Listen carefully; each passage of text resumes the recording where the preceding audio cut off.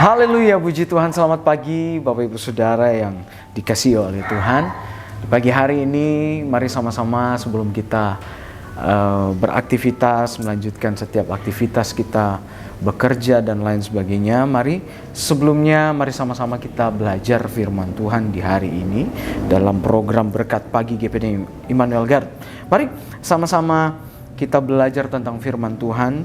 Kita sudah di kitab Tesalonika Bapak Ibu Saudara. Mari sama-sama kita buka Alkitab kita dalam 2 Tesalonika pasal yang kedua, ayat yang ke-9 dan yang ke-10 Bapak Ibu Saudara. Saya akan memberi tema di pagi hari ini tentang waspada di akhir zaman Bapak Ibu Saudara. Baik, sama-sama kita baca demikian firman Tuhan. Kedatangan si pendurhaka itu adalah pekerjaan iblis dan akan disertai rupa-rupa perbuatan ajaib, tanda-tanda dan mujizat palsu dengan rupa-rupa tipu daya jahat terhadap orang-orang yang harus binasa karena mereka tidak menerima dan mengasihi kebenaran yang dapat menyelamatkan mereka. Puji Tuhan Bapak Ibu Saudara, firman Tuhan di pagi hari ini yang sudah kita baca ya cukup keras ya Bapak Ibu Saudara, tapi tidak mengapa, mari sama-sama kita belajar. Nah, di sini Bapak Ibu Saudara kita melihat bahwa Paulus menasihati jemaat yang ada di Tesalonika. Kenapa?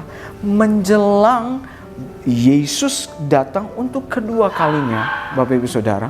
Nah, akan datang yang namanya si pendurhaka, nabi-nabi palsu yang akan banyak mengadakan tanda-tanda mujizat, bahkan tanda-tanda ajaib. Untuk apa? Untuk apa? Untuk menyesatkan setiap orang-orang yang percaya kepada Tuhan dengan berbagai ajaran. Hari-hari ini kita mengetahui Bapak Ibu Saudara, banyak hal yang terjadi, apalagi di akhir zaman ini Bapak Ibu Saudara. Banyak banget hal-hal yang kita temui kalau kita sadar bahwa kenapa ini bisa sampai terjadi? Kenapa sampai hal ini tidak sesuai dengan firman Tuhan? Nah, kita harus waspadai diri kita dengan tanda-tanda di akhir zaman. Kita harus mewaspadai diri kita dengan firman Tuhan yang kuat dalam hidup kita.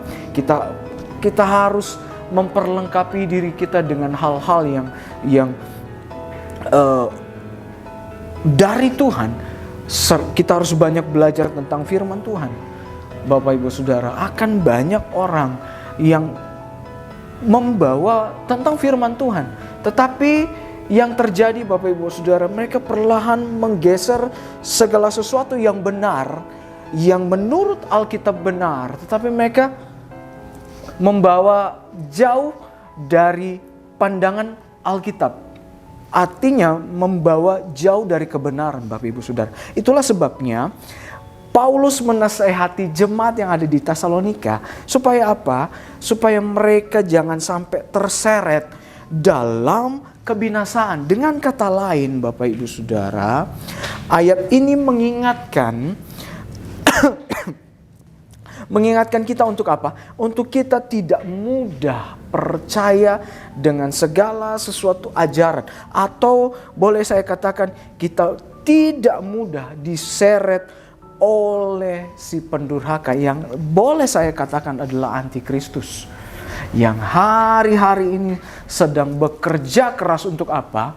Untuk menyesatkan setiap umat-umat pilihan Allah, termasuk saya dan saudara. Supaya apa? Untuk melenceng dari kebenaran firman Tuhan.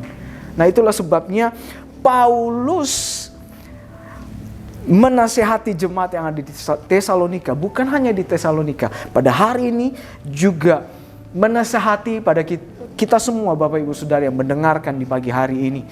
Supaya apa? Jangan kita mudah terseret oleh banyak pengajaran, terombang-ambing dengan angin-angin pengajaran, terombang-ambing dengan segala sesuatu yang kita lihat hari-hari ini Bapak Ibu Saudara. Itu sebabnya di sana Paulus mengatakan bahwa kita harus mewaspadai terhadap ajaran-ajaran, apalagi yang membawa kita jauh daripada Tuhan. Nah, mari kita melihat Bapak Ibu Saudara, ada begitu banyak tanda-tanda ajaib, mujizat yang mereka akan adakan. Hanya untuk apa?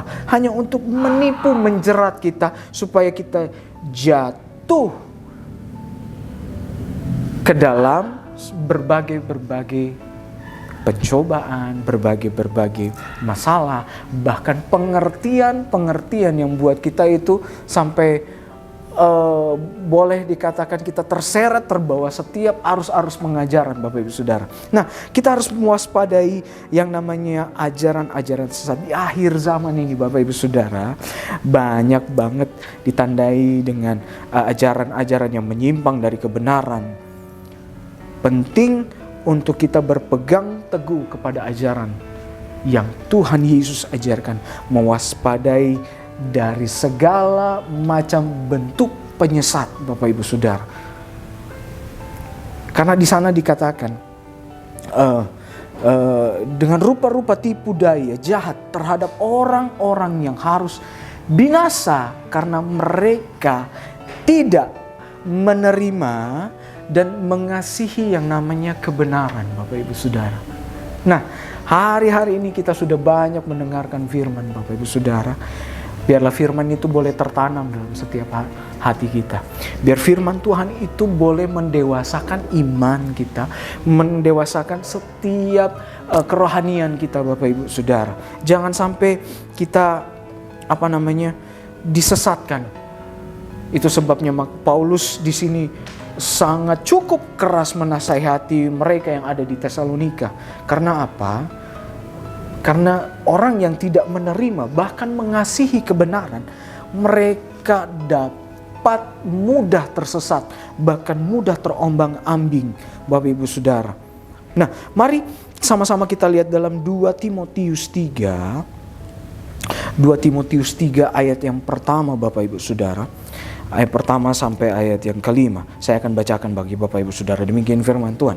Ketahuilah bahwa pada hari-hari terakhir akan datang masa yang sukar. Jadi 2 di sana dikatakan, manusia akan mencintai dirinya sendiri dan menjadi hamba uang. Hati-hati Bapak Ibu Saudara. Mereka akan membual dan menyombongkan diri. Mereka akan menjadi pemfitnah. Mereka akan memberontak terhadap orang tua dan tidak tahu berterima kasih, tidak memperdulikan agama, tidak tahu mengasihi, tidak mau berdamai, suka menjelekan orang, tidak dapat mengekang diri, garang dan tidak suka yang baik, suka mengkhianat, tidak berpikir panjang, berlagak tahu, lebih menuruti hawa nafsu daripada menuruti Allah. Yang kelima, secara lahiriah mereka menjalankan ibadah mereka, tetapi pada hakikatnya mereka tidak memungkiri kekuatannya. Jauhilah mereka itu. Ini di sini dikatakan perikop keadaan manusia pada akhir zaman, Bapak Ibu Saudara. Keadaan manusia pada akhir zaman yang mudah banget terseret dengan segala sesuatu, Bapak Ibu Saudara. Keadaan manusia akhir zaman tidak memperdulikan agama, bahkan hanya memperdulikan diri sendiri, suka banget membual, berbohong Bapak Ibu Saudara. Ini yang terjadi pada akhir zaman. Inilah mereka yang tidak menerima, bahkan tidak mengasihi kebenaran, tidak menerima kebenaran itu secara utuh. Bapak Ibu Saudara, sehingga dapat diombang-ambingkan dengan yang namanya pengajaran sesat. Dan orang-orang yang seperti ini Bapak Ibu Saudara, sangat mudah banget untuk dijatuhkan Bapak Ibu Saudara bagi para pendurhaka. Nah, selain itu Bapak Ibu Saudara, mewaspadai setiap ajaran, kita juga berjaga-jaga dan berdoa. Yesus mengajarkan dalam Injil Matius, berjaga-jaga berarti bukan hanya menjaga setiap diri ini Bapak Ibu Saudara, tetapi juga menjaga apa? Menjaga yang namanya hati kita agar tidak terpengaruh oleh banyak hal-hal yang mempengaruhi, bahkan segala sesuatu yang berbau duniawi ini Bapak Ibu Saudara, dan selalu mengutamakan Tuhan dalam setiap hidup kita. Firman Tuhan mengatakan janganlah engkau serupa dengan dunia ini. Nah, Bapak Ibu Saudara, mari sama-sama kita belajar bahwa ada banyak upaya iblis untuk menipu manusia, mulai dari sejak perjanjian lama Bapak Ibu Saudara sampai dalam perjanjian baru, atau sampai boleh dikatakan sampai pada akhir zaman. Kita coba melihat Bapak Ibu Saudara dalam Yosua ayat pasal yang ke-9. Di sana kita tahu bahwa di mana Yosua telah banyak mengalahkan bangsa-bangsa termasuk Yeriko dan penduduk kota Yeriko dan Ai pada waktu itu. Nah, di ayat yang pertama dan yang kedua di sana terdengar begitu banyak raja-raja yang mengetahui bahwa mereka itu menyadari bahwa Tuhan telah menentukan bahwa mereka akan ditumpas oleh umat Allah, yaitu bangsa Israel. Sehingga raja-raja yang ada di wilayah tanah Kanaan, Bapak Ibu Saudara, kayak raja orang Het, Amori, Kanaan, Feris, Hewi, dan Yebus, itu bersatu. Untuk apa? Untuk membangun kekuatan untuk melawan Yosua pada waktu itu dan Israel. Tetapi kita melihat ada akal atau dari orang Gibeon yang boleh saya katakan bahwa inilah tipu daya yang terkadang kita sebagai manusia tidak sadar.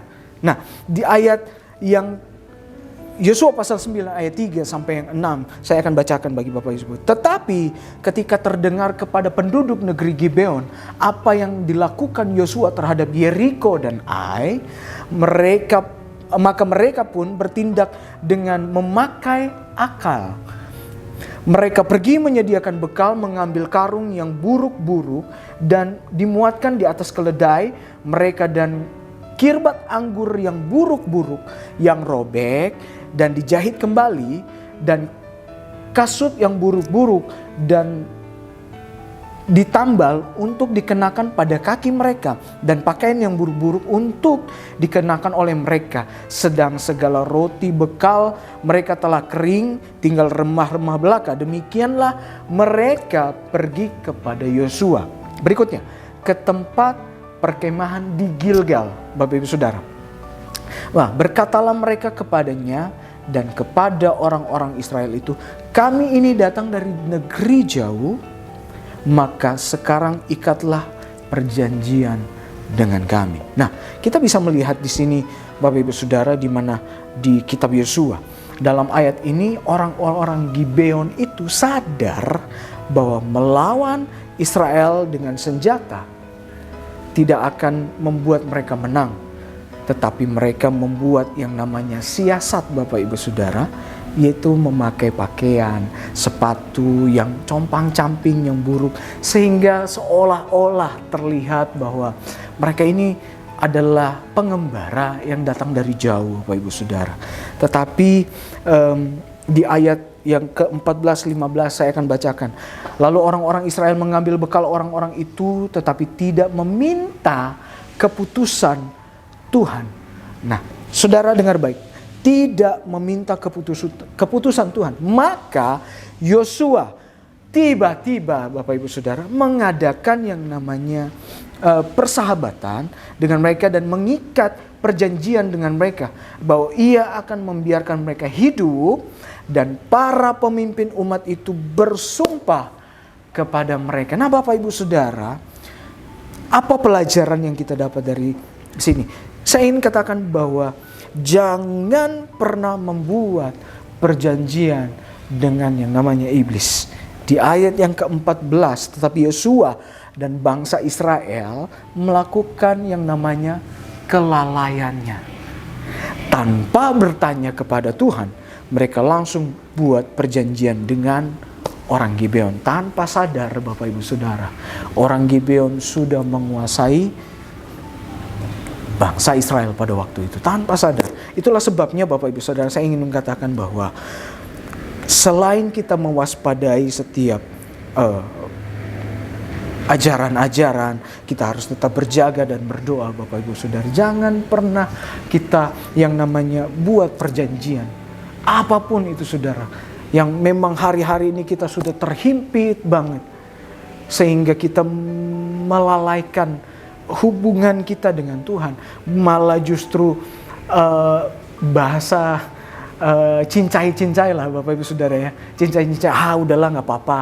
Tapi sebenarnya Bapak Ibu Saudara, justru dengan hal-hal yang tidak sadar kita mengikat perjanjian ya dengan kuasa gelap. Sama seperti Yosua, karena tidak meminta kepada Tuhan, tidak bertanya kepada Tuhan, sehingga mengikat perjanjian dengan orang Gibeon. Dan pada akhirnya orang Gibeon hampir menguasai Israel. Itulah siasat yang dikatakan firman Tuhan oleh orang Gibeon pada waktu itu. Bapak Ibu Saudara, orang Gibeon pada waktu itu. Karena kalau untuk melawan bangsa Israel dengan senjata, jelas mereka akan kalah. Itu sebabnya mereka punya siasat. Nah, hari-hari ini Bapak Ibu Saudara, banyak banget yang namanya siasat yang daripada iblis Bapak Ibu Saudara. Siasat yang membuat kita jauh daripada Tuhan, yang membuat kita terombang-ambingkan dengan segala macam Bapak Ibu Saudara. Hari-hari ini kita lihat bahwa banyak yang namanya kemerosotan moral Bapak Ibu Saudara. Banyak banget kemerosotan moral. Dan hari-hari ini kita pun harus berjaga-jaga Bapak Ibu Saudara. Bukan hanya menjaga diri tubuh ini, tetapi kita juga pun harus menjaga hati kita. Biar apa? Biar kita tidak gampang terombang-ambingkan dengan segala macam pengajaran. Banyak banget yang harus kita jaga. Selain jaga diri kita, menjaga hati supaya kita tetap fokus kepada Tuhan. Firman Tuhan katakan bahwa hari-hari ini iblis itu bekerja lebih giat lagi. Dia seperti singa yang mengaum-ngaum untuk apa? Mencari korban yang dapat ditelan. Jangan sampai kita menjadi korban Bapak Ibu Saudara. Itu sebabnya pelajari, kuat terus dalam firman Tuhan. Tetap teguh dalam iman kita kepada Tuhan. Jangan sampai kita mudah tertipu. Jangan sampai kita mudah banget membuat perjanjian sehingga kita salah melangkah Bapak Ibu Saudara. Yang kedua, jangan mudah tertipu dengan apapun tentang si iblis Bapak Ibu Saudara. Ketika kita percaya dan menerima Tuhan sebagai Tuhan dan Juru Selamat kita, maka Tuhan akan memperlengkapi kita dengan segala fasilitas rohani, bahkan kuasa, yaitu firman Allah, kuasa dari Roh Kudus dan nama Yesus menyanggupkan kita untuk mengalahkan segala sesuatu. Bapak Ibu Saudara, itu sebabnya kita harus tetap kuat kepada Tuhan. Saya percaya kita di pagi hari ini diberkati oleh Tuhan. Saya percaya kita orang-orang yang tidak mudah, bahkan tidak gampang diombang-ambingkan dengan segala macam